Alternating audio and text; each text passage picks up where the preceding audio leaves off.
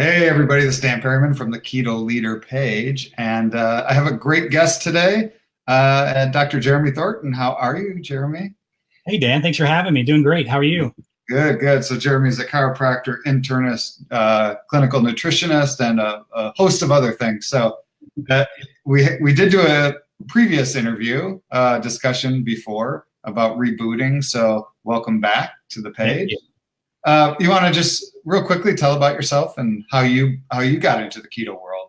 Yeah, well, my primary focus in practice, been in practice 20 years now here in Missouri, and I treat a lot of chronic inflammatory conditions, chronic degenerative conditions, autoimmune disease, and such. And a big part of this is related to inflammation, and a big part of the topic today we're going to talk about is related to inflammation. So, the ketogenic lifestyle, ketones and ketosis, just naturally go into this area and help such a broad spectrum of patients with all kinds of different clinical pictures, even from just the subject of inflammation. It's pretty incredible. Yeah, that's awesome. That's awesome. So one of the big issues that come up is cholesterol, right? You hear that all the time, and I've had a lot of people say, I would do keto, but it's going to shoot up my cholesterol, and I'm going to have heart disease and all that." So probably the best way to do this is if you can kind of just, if there is a beginning of the cholesterol discussion and kind of walk through like what you've seen, how keto affects it. So I'm just going to hand it over to you and kind of take us through it all. Absolutely, absolutely. If you think of any questions, if I missed anything, just throw it out there. But you know, uh, honestly, we've been taught a lie for over 60 years now about the dangers of saturated fat and cholesterol. That's just the truth. Sadly, this all began from flawed research done in the mid 50s. They call the father of the lipid hypothesis, Ansel Keys, published a revolutionary study back then called the Seven Countries Study. And in the Seven Countries Study, he supposedly proved that the seven countries he studied that ate the most saturated fat had the highest incidence of heart disease. So he published this study. The powers that be, the American Heart Association, everybody gobbled it up as the gospel truth. We finally found the cause of heart disease. It's fat, it's saturated fat, it's cholesterol. And so that's really where this dogma began, and sadly is still being taught today. But the interesting thing about his study is he actually studied 22 countries. So that makes you wonder, where did the other countries go? Why did he only choose seven? And because those were the only ones that backed his hypothesis. He completely threw out other countries that ate a lot of fat, right, the French, that had very little heart disease. So the whole beginning of the idea of fat being bad for us, cholesterol being bad for us, and that cholesterol causes heart disease began from flawed research from the very beginning. It's been promoted as the gospel truth. It's been taught in medical schools, sadly still being taught in medical schools today. And in fact, a lot of other agencies, a lot of other health promotion agencies have backed away from that claim and have realized that the research doesn't back that up. But the American Heart Association still teaches that fat is bad for us and that we should, rather than eat butter, we should eat fake fats like margarine and vegetable oil. It's really sad, but that's where this all began. As Americans, we've been eating less fat, this last 60 years than we've ever eaten as a human species. And if this claim was correct, we would expect to see improved health, reduction in vascular disease, cardiovascular illnesses. And what do we see? We don't see that at all, do we? We see drastic increases in cardiovascular disease. We see drastic increases in fat and weight, right? Obesity in America. We see drastic worsening of diabetes. And why is this? Well, obviously, we missed the mark that fat and cholesterol cause heart disease. And as a result, of course, we've increased what? We've increased carbs and sugars because fat is where the flavor's at, right, Dan? You take the fat out, what have they got to put in there to make it taste good? Sugar. So we started putting sugar in all of these products to make them taste better. We take the fat out, and we have all these low fat, no fat products, which are touted as health products, right? But they're loaded with sugar, and as a result, as Americans, especially Americans, we've gotten fatter and more unhealthy as a result of this flawed research. So we demonize fat. We connected it to cholesterol. We connected that to heart disease, and a lot of that is being debunked now, right? But one thing that I hear a lot in the keto world is my total cholesterol is going to go up because I'm eating bacon and I'm eating all this fat. So kind of walk us through like what mainstream medicine looks at with cholesterol levels, you know, the total, the LDL, the HDL, and then what they're finding with ratios and that type of stuff, and what we should be looking at, and maybe why mainstream medicine doesn't look at it that way. Awesome.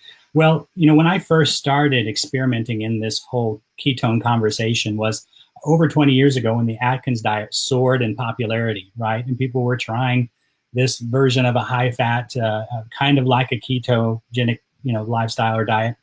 And it was against everything that I learned in medical school. So I was, you know, curious about this. How were people getting healthier? How were people losing weight, eating all this fat and cholesterol? So, of course, the renegade that I was, I wanted to try it out and experiment on myself. So I did a strict, you know, Atkins diet back then, and did follow-up labs.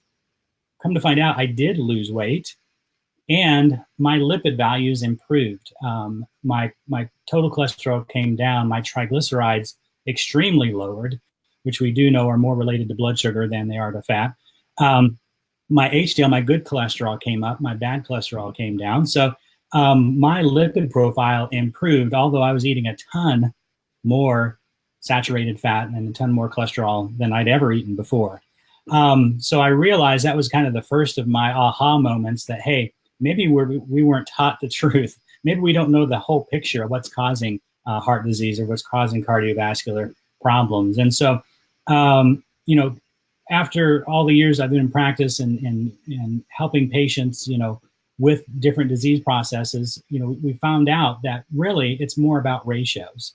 Total cholesterol by itself is really a worthless number, but sadly, a lot of doctors are treating that. If you get a lipid profile done and your total cholesterol is over 200, you're automatically put on a statin drug, right?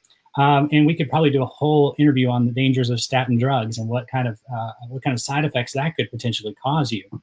You know, but I don't really get concerned about a total cholesterol over 200, especially if the HDL number is nice and healthy, right? They call that the cholesterol HDL ratio, which is actually way more important than any of the single numbers by themselves. Also, there's a triglyceride HDL ratio. And these are what's more important than any single number. Now, one thing I will, you know, warn people about is if you've never done a high fat diet before and you suddenly try a ketogenic diet or an Atkins diet or any version of that, temporarily your cholesterol numbers may appear worse on paper. Okay, your body is not used to burning fat for fuel yet. And so we start putting extra cholesterol, extra saturated fat, and that may indeed show up in the bloodstream and lead to what would appear as maybe worsened values. So I tell all of my patients, and this is what I do in practice, is we don't do follow-up labs for at least 3 months, but better yet, 6 months is when we really start to see things turn around. And most people experience better lab values than ever, although they're eating more saturated fat and cholesterol than they've ever eaten. So how do you overcome if you have a physician who doesn't believe in this and they want to throw you on a statin, and how do you, as a non-clinical person, how do you navigate that? Do you change doctors? What do you do? It's hard, and it's I feel for the doctors because they've been, you know, taught that, of course, from the beginning, and then propagated by American Heart Association, by research, by, you know, statin manufacturers, and all of this stuff has really clouded this whole area. So I believe most doctors are trying to do their best and what they believe is the best for the patient. But as a patient, what I always recommend is if you have doubts, tell your doctor that you want to try diet and lifestyle first. Talk with your doctor. Can we try diet and exercise? Now, they may not agree with the ketogenic diet. In fact, a lot of doctors have a lot of misinformation about that because, again, it goes against the grain of what they've been taught. But if you do 3 to 6 months on a ketogenic lifestyle, your labs are going to be drastically improved from what they were before. And that's what's getting a lot of doctors' attention is a patient's coming in and doing this, and they're seeing the aftermath. And I think that's what's going to take to change the tide, especially here in America, and show doctors that maybe we don't know all there is to know about fat and cholesterol. Right. So besides cholesterol, what other labs should people be looking at with their doctor to kind of give them the real picture of keto and its the opportunities with it? Absolutely. The typical lipid profile, in my opinion, isn't extremely valuable. I mean, it may be a snapshot of some things that are going on, but when our body makes 3 to 4 times the amount of cholesterol than we put in here, when that cholesterol number is elevated, diet has very little to do with that. In fact, what happens if our cholesterol is maybe a little bit elevated and we cut back on fat and cholesterol, we go maybe on a low-fat diet because that's what our doctor tells us to do, our liver just makes more cholesterol, right? And, a lot of times we have to get to the underlying cause of, I kind of think of cholesterol being elevated as blaming the fire trucks and the firemen for the fire. A lot of times cholesterol is a vital nutrient. Our body needs that for a lot of different reasons. For one thing, hormone balance and healthy hormone levels are crucial.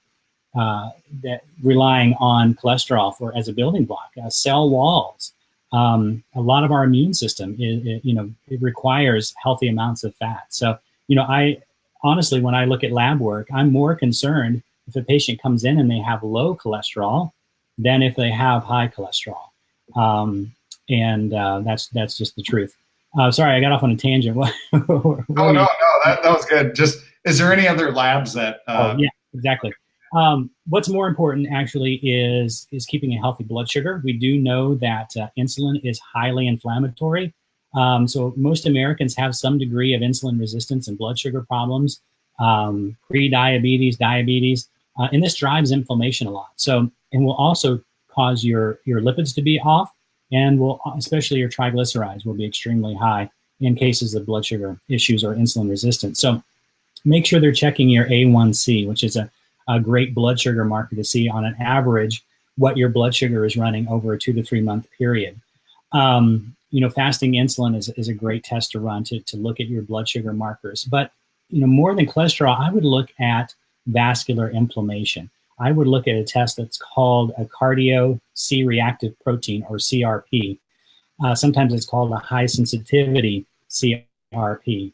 And it's a great inflammation for vascular inflammation. And really, that's what's driving lipid levels to be unusual, worse, and the cause, oftentimes, I would argue most times, of cardiovascular disease and plaquing and hardening of the arteries and atherosclerosis and all of these things, stroke risk, heart attacks. We need to get back to the underlying cause, right? Not just the symptom, which may be an elevated lipid level, but the cholesterol isn't the cause. Cholesterol is not the bad guy, right? The root of the cause is inflammation. And if we get to the source of the inflammation, that's what's going to lessen our risk of cardiovascular disease. Okay, that's awesome. So in closing, when a person goes to their doctor, and what are the ratios again they should be asking for? They need a regular lipid profile will provide those ratios. They just need to divide their total cholesterol by their HDL, right? And that number should be under 3. Then they need to divide their triglycerides by their HDL, and that number should be under 2 for optimum cardiovascular, lowering cardiovascular risk. That's more important. Ask your doctor to check your A1C for your blood sugar. Ask your doctor to maybe run vitamin D. Most Americans have low vitamin D, which is important for heart health. Ask your doctor to check for vascular inflammation. Run a cardio C-reactive protein blood test along with your lipid profile. So, and these are standard blood tests. They're not some fancy or far-fetched blood test that your doctor can't run or doesn't know about. It's just not standard of care, right? The lipid profile is really standard of care, and that's what a lot of patients receive. And then the last thing, a lot of people get scared with their LDL levels, right? And I know that's a very complicated subject, but can you summarize what they should be looking at in just a few moments? Because there's different types of LDL, right?